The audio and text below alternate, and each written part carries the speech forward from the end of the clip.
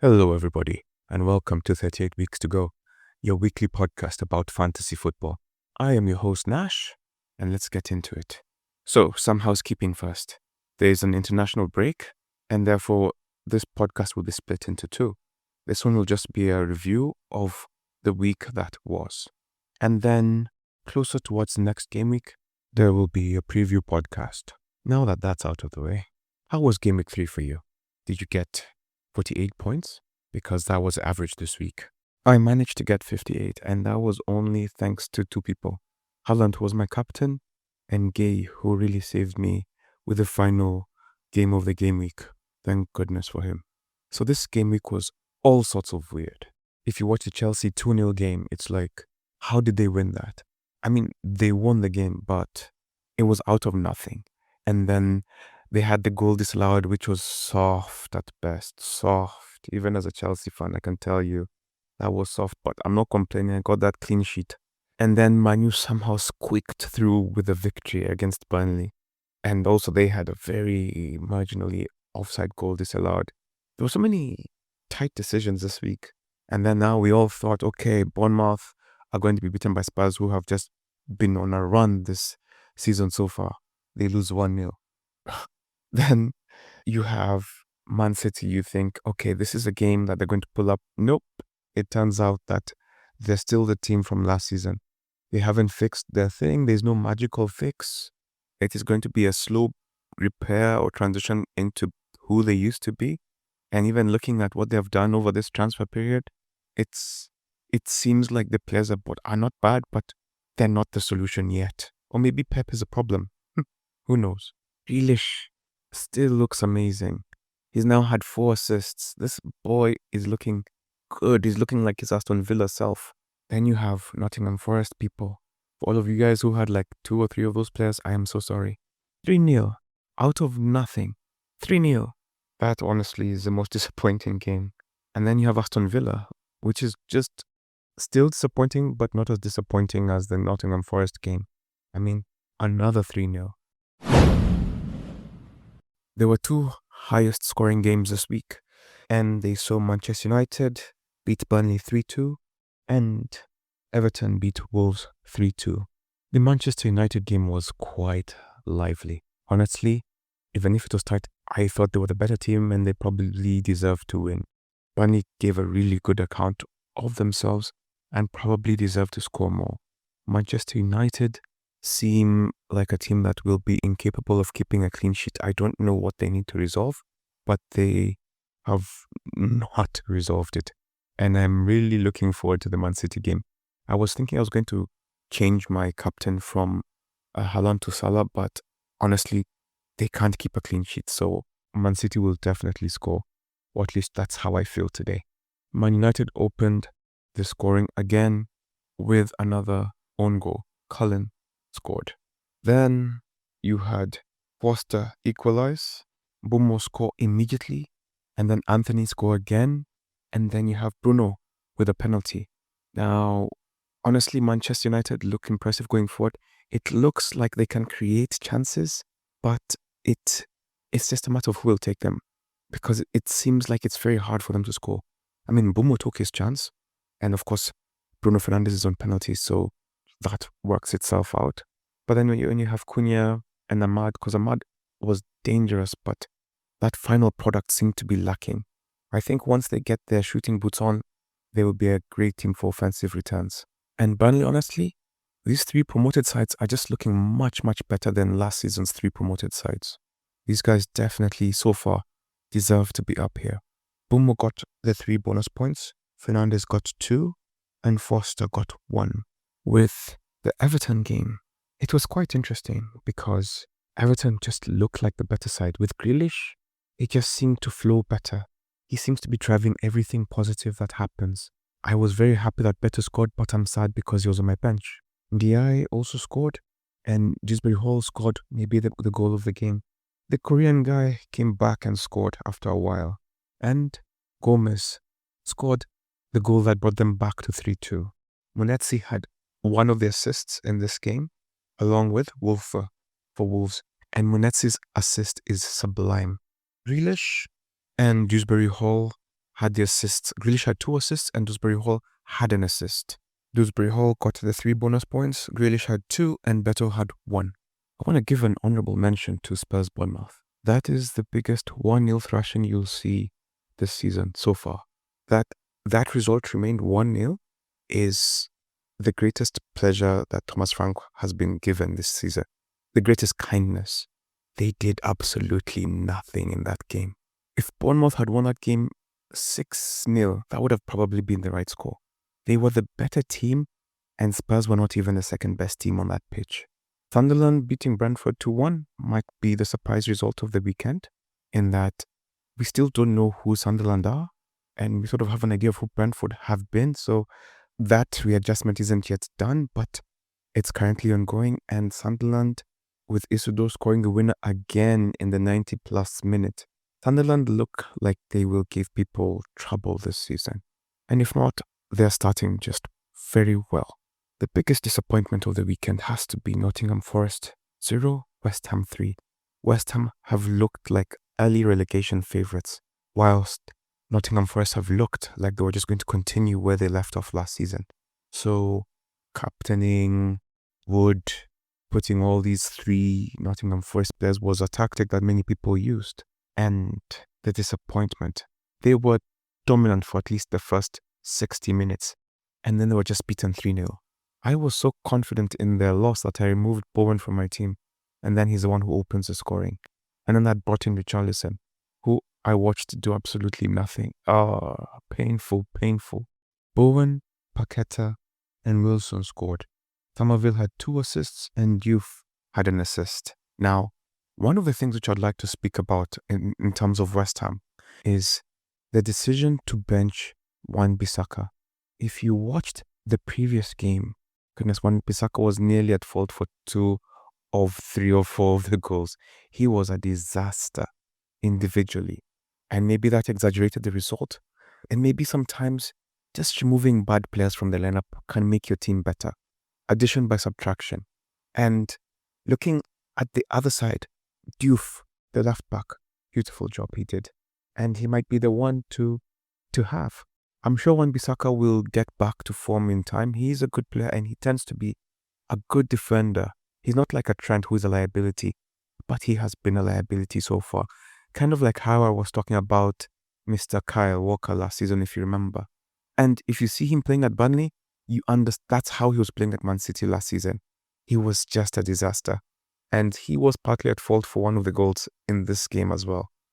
Okay, moving on. Now, Bowen got the 3 bonus points, which just breaks my heart since I removed him. Wilson got 2 and Youth got 1. The marquee game of the season, of the game week, saw Liverpool take on Arsenal. And there wasn't much to separate these sides. I feel like if Madueke was a better decision maker, he would have given the ball up more. And like there was one chance for Martinelli he could have given. He's just a bit me-oriented instead of team-oriented. And I'm sure Chelsea fans are not crying about losing him. Now, Liverpool, on the other hand, the thing that really worried me the most was Salah. As a Salah holder, it didn't look good. He was, apart from like one cross, he was pretty much absent.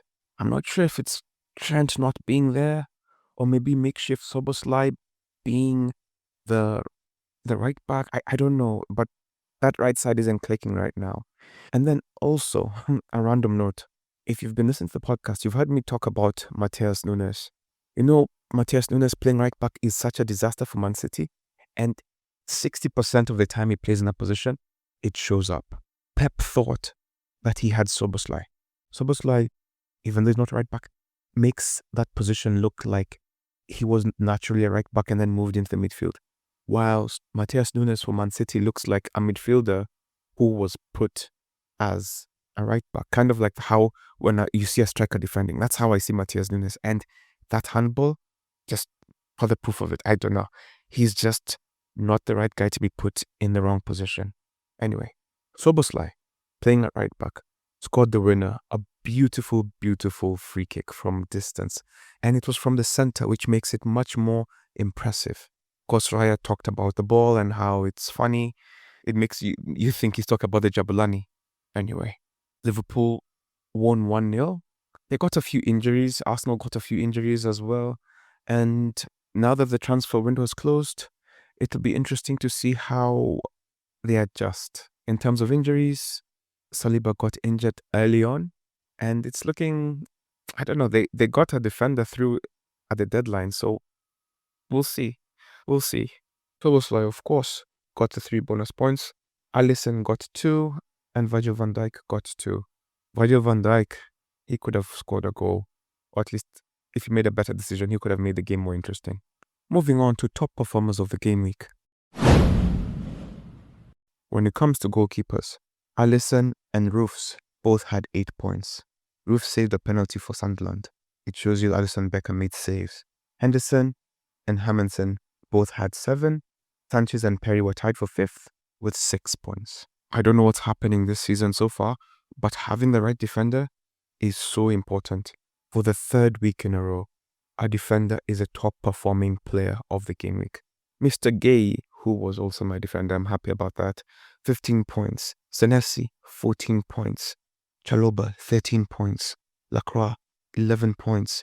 Youth, 10 points. And something interesting, 4.5, 4.5, 4.5. 3 4.5 defenders were in this top defensive performances this week. When it comes to top midfielders, Szoboszlai, number 1, 13 points. Enzo and Dewsbury Hall, tied for 12. Lefi for Sunderland, 11 points. Grealish, 10 points. Mbeumo, 10 points. Bruno, 10 points. Paqueta, 10 points. So as you can see, there are many more higher performers in midfield.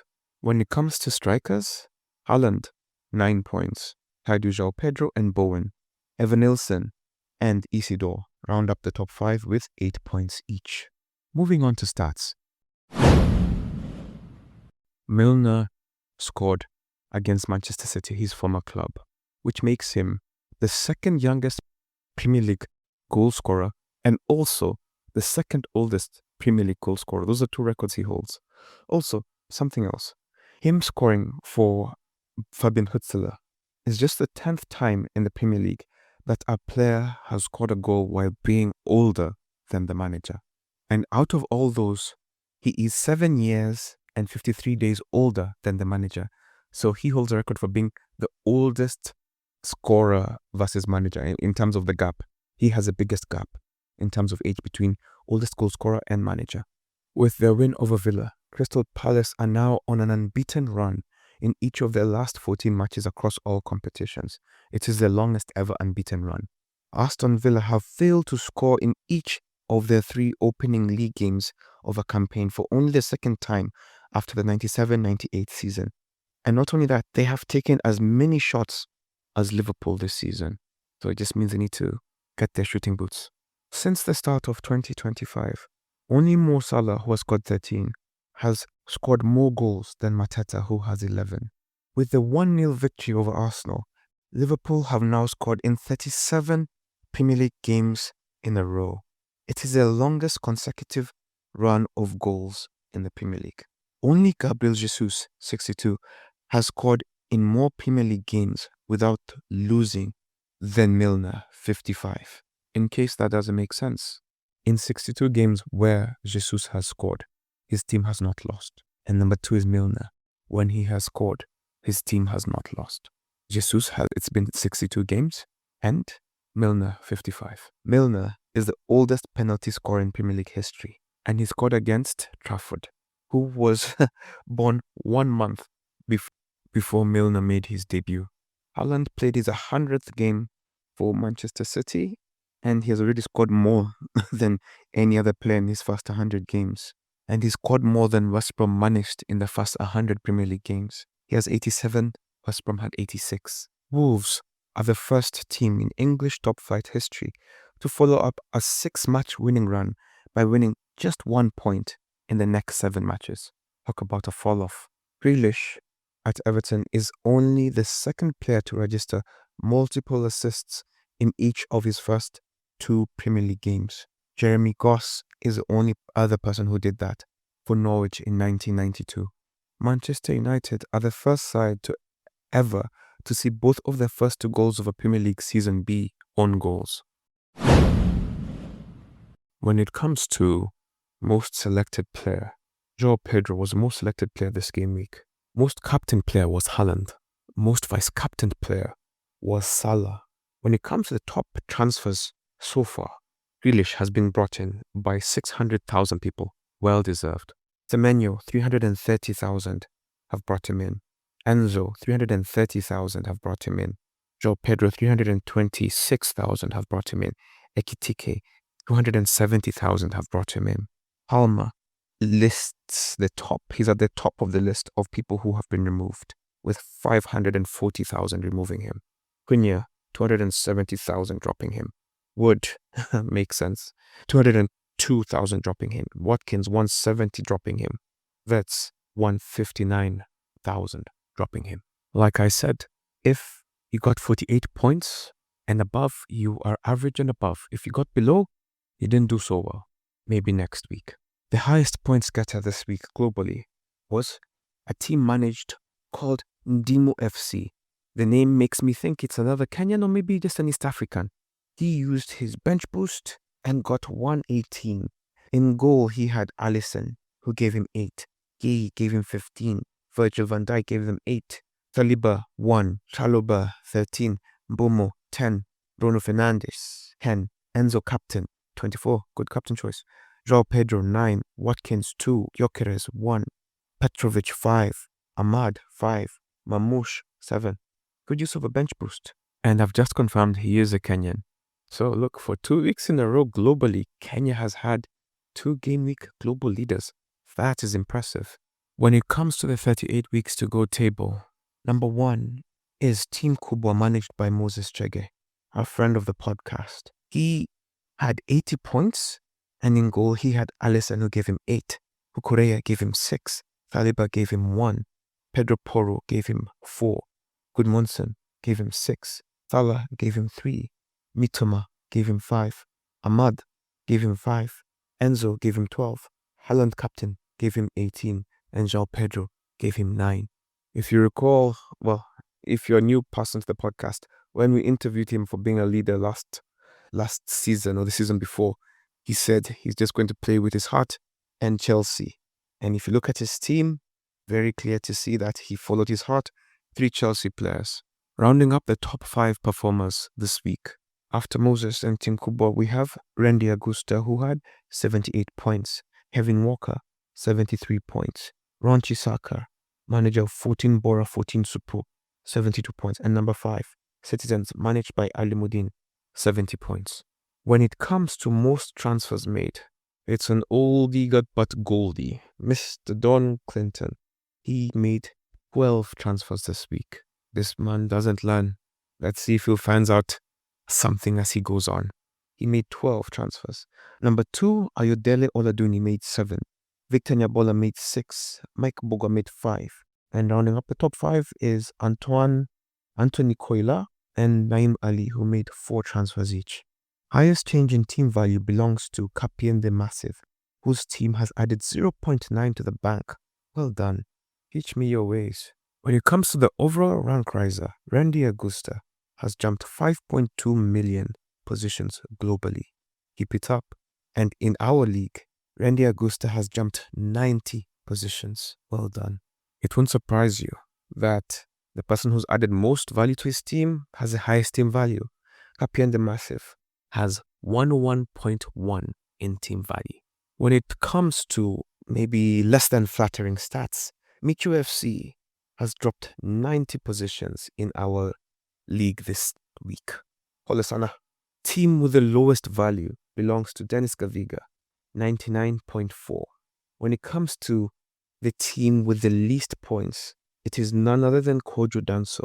He has 17 points this week. And when I look at this team, it looks like a set and forget. I think Game Week 3 is too early for a set and forget team. And how I can tell you that this is true is because he has Edison in goal, he has Saka and Palmer in his midfield, and he has somehow got Awoniyi as his striker. Anyway, Edison gave him 0, Mings gave him 1, Gabriel gave him 2, Romero gave him 2, Fabian Shaw gave him 6, Salah gave him 3, Palmer 0, Saka 0, Delap 1, Gyökeres captain 2, Awoni 0. On his bench, Melie 0, Arthur 0, Bar 0, then Doya 0. Then Donker 0. So you can see even his bench doesn't play. He'll be giving run for Don Clinton for ending up with 0. I mean, not 0, but last. The bottom 5 in points tally this week. In second place is Edmund Gadumbi, 26. Brian Ibrahim, 27. Murunga Manyara, 28. And number 5, Ayodele Oladuni, 29 points. Most points on the bench belongs to Simnani Jua, another friend of the podcast. Team name Young Muller, baby. 34 points on the bench, and he used his wild card too. That must be so painful. He get 41 points and 34 points on the bench. On his bench, he had Pope, who gave him 5, Caicedo 4, Lacroix 11, Senesi 14. Oh, that's so painful. And number 2, Papichulo 24 points on the bench, Otio Mondi 23, Rasho Kangalo 22, and Hector Orembo 21 points on the bench. Would it surprise you if I told you that the person with the most disappointing transfer outcomes is also the person who made the most transfers? And that is Don Clinton, 27 points. Had he just left his team the way it was, he would have been 27 points richer. Victor Nyabola, second place, 24. Ayodele Laduni, 18. Tagana Gatheru, 17. Kelvin Mudoga, 16 points. Would it also surprise you if I told you that the most decrease in overall rank in our group belongs to Don Clinton, who has dropped 4.4 million positions globally? When it comes to worst change in team value, Dennis Gaviga has seen his team drop by 0.5 in value. When it comes to teams with the most goal scorers, Fama Champers, I hope that's the right way to say it, has 5 different goal scorers in his team. Best transfer outcome, 14 Bora, 14 Supu, Ron Chisaka gained 35 points thanks to the transfers he made. And the top 5, number 2, Sachivini, 30 points better by making his transfers. Simnani Jua, 30 points better. Reeve Masime, 26 points. And Moses Timkubwa, 24 points. When it comes to captain choices, this week, I think, is the most evenly spread I've seen it in a long time. Maybe ever. I think ever. Let me go with ever in terms of our group. Haaland was the most popular captained by 37 people. Mo Salah was second, captained by 34 people. Joao Pedro was third, captained by 34 people. Wood was captained by 21 managers. Bruno Fernandes was captained by 21 managers. You see how even that was? Gyökeres by 5. Palmer 5. Ekitike 4. Cunha 4. Mbeumo 4. Kudus 3. Elanga 3. Richarlison 2. Watkins 2. And then you have Sesko, Ndoye, Johnson, Van de Ven, Pedro Porro, Hudson-Odoi, Reinders, Grealish, Van Dijk, Raul, Mateta, Eze, Neto, Semenyo, Saka, each captained by one manager each. So it's clear that very many people had very different ideas about how this weekend would go, and many of us were wrong, and few of us were right. When it comes to our league table, number 1 is still General Architect Suleiman. Apart from that, him and number 7, Mishoki Shege, everybody else has changed positions. Moses Chege, by virtue of getting his 80 points, is now number 2. He has 201 points. Number 1 has 218 points. Aboki Jr. has 200 points. Usifumar, 197 points. Mr. Elfleek, 196. James Dirango, 190. Mishoki Shege at number 7, 189. Abel Kibunja, 188. Martin Asewe, 186. Tied for number 9 and number 10 with Fama Champers, 186 points. And that's how the top 10 looks. And this brings us to the end of our podcast. As I said earlier, this is a preview podcast. Now, within the next couple of days, I'm going to interview our weekly tally leader, since I've got access to him, and look out for that. And then closer to the next game week, I will release a preview podcast. Don't be too disheartened, and don't make any knee-jerk trades or transfers. As you know, it's an international break. If you have players who will be called up, they can get injured. So don't rush to make a decision and then have to make additional substitutions. All right. Have a great day and see you soon. Bye.